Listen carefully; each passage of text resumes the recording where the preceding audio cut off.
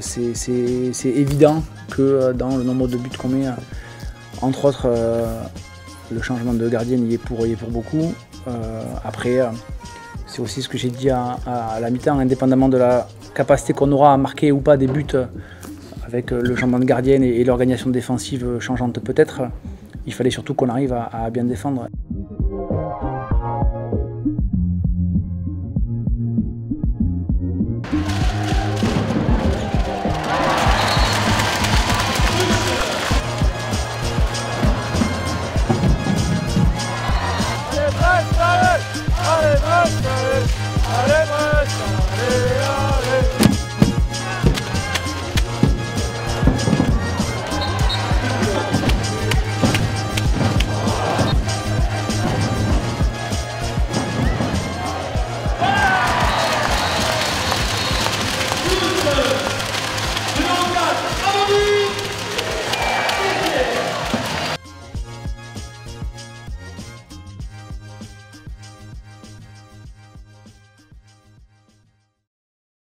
Pas simple de rejouer la même équipe à un mois d'intervalle en essayant d'être hyper innovant, et puis c'était pas du tout l'objectif et l'enjeu pour nous, c'était, comme a pu le dire Astrid je crois, de faire ce qu'on savait faire, d'essayer d'imaginer un scénario ou deux, et puis de pas paniquer, de faire effectivement ce qu'on sait faire tranquillement, sans avoir à courir après une issue identique à celle du mois dernier dans l'Empero Score. Gagner d'un but nous aurait assurément rempli de joie aussi.